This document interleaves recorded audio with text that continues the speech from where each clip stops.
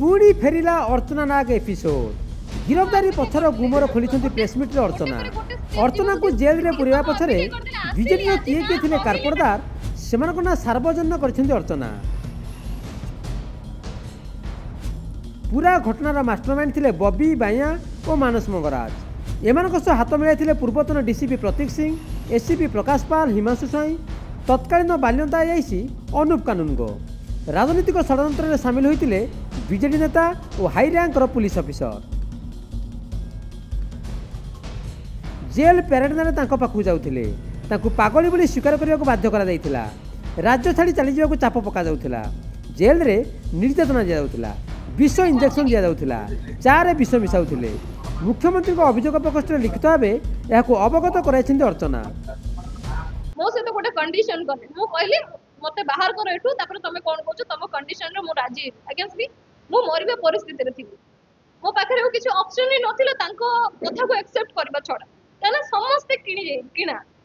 Staff ठू आरंभ करी जेल ठू आरंभ करी एडमिनिस्ट्रेशन ठू आरंभ करी समस्त के किना इजले मो कथा के सुनिबो मो कथा के सुनिबो मु सेठी लाचार थिली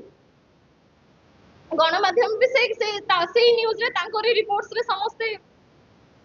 भली जाइतिले मु कोन करि परिबे मो पाखे कोन कैपेबिलिटी थिला जे मु सेठी एका लड़ाई करी मते मो पाखे किछि अस्त्र भी नथिला मो बाध्य होई कि ताको कथा मानिबे को बाध्य होली तथापि भी मु निजे संग्राम कली सेठी लास्ट को मते कहले तू मेंटल तू तो छुआ कथा भाबी भाबी कि तू मेंटल हे जाइछु तो से भले लागुची बोली गोटे पिटिशन लेख हमरो डिस्ट्रिक्ट जज गोटे पिटिशन लेख बोली जबरदस्ती करेली मु कहली ना मु लेखिबी ना पछे मु 10 वर्ष जेल रे रहिबी मु भूल करछि कोन करछि सेटा तो कोर्ट डेफिनेटली देखिबा आज नले काली देखिबो मोर से विश्वास कोर्ट को ऊपर अछि श्रद्धांजलि बेहरा भी एकता स्वीकार कर सालेनी श्रद्धांजलि को टंका देई अभियोग करिया को बाध्य कर जायतिला पूरा कथार कॉल रिकॉर्डिंग भी सार्वजनिक करछन्ती अर्चना कंप्लेनेंट से निजे कन्फेस करछन्ती निजे कहिसन्ती सेथिरे फर्स्ट से कहिसन्ती कि मोर पैसा नीड अछि एथि पई मते कि कोर्ट फीस आ घर भड़ा दबाकू पड़ुची एते बड़ दुनिया रे मु एका मु जॉब करि पारुनी कोठी गोटे मते बिजनेस न कले मु केमिति चली आर न हेले पार तो मु करिबी ना मोर कोनोसी सोर्स ही नाही मते यूज करथिले से माने सेथि पई मते पैसा दउथिले मु किछि करिया पई चाहूची हेले किछि करि पारुनी एटलीस्ट मते सेटल हेले करि दियंते से माने मते एमिति हालत रे छाडी दिले जे मो पाखरे आ ठोपा पाहुलाटे नाही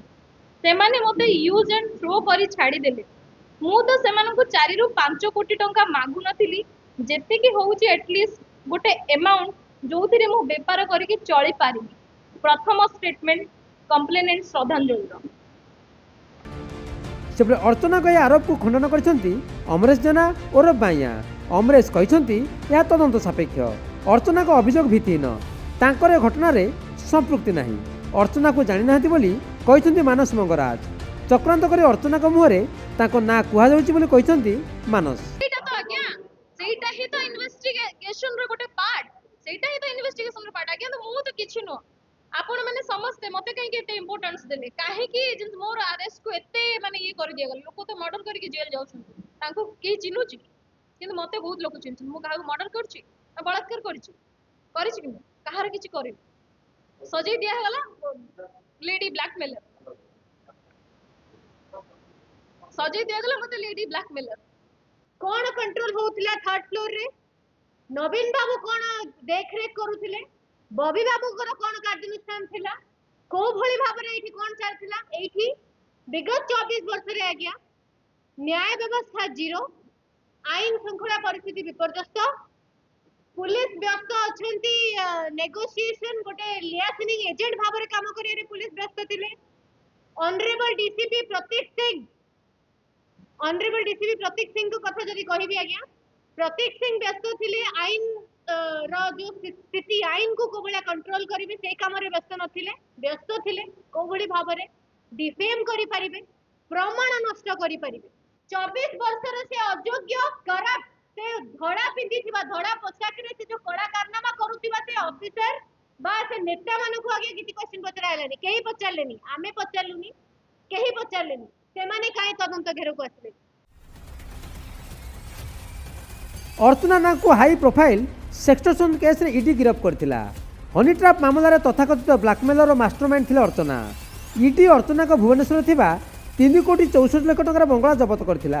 अर्चना स्वामी जगबंधु तांकर कथित सहयोगी खगेश्वर पात्र और नाग सहयोगी श्रद्धांजलि बेहरा विरुद्ध ओडिशा पुलिस एतला करथिला। एतला अनुसार एमाने धनी लोकंको फसाई चुपचाप सेमानक आपत्तिजनक वीडियो करथिले। सोशल मीडिया रे आपत्तिजनक वीडियो भाइराल करी धमक दे कोटी कोटी टंकार संपत्ति अर्जुथिले। ଏହି ମାମଲାରେ ପୂର୍ବରୁ 56 ଲକ୍ଷ ଟଙ୍କାର ଲକ୍ଜରୀ କାର ବି ଜବତ କରିଥିଲା ଇଡି। 14 ମାସ ଧରି ଜେଲରେ ଥିଲେ ଅର୍ଚ୍ଚନା, ପରେ ଜାମିନ ପାଇ ମୁକୁଳି ଥିଲେ ଅର୍ଚ୍ଚନା। ଭୁବନେଶ୍ୱରରୁ କ୍ୟାମେରା ପର୍ସନ ମାନସ ରବୀନ୍ଦ୍ର ବିଶ୍ୱଜିତଙ୍କ ସହ ପ୍ରଦୀପ ନାୟକଙ୍କ ରିପୋର୍ଟ, ନକ୍ଷତ୍ର ନ୍ୟୁଜ୍।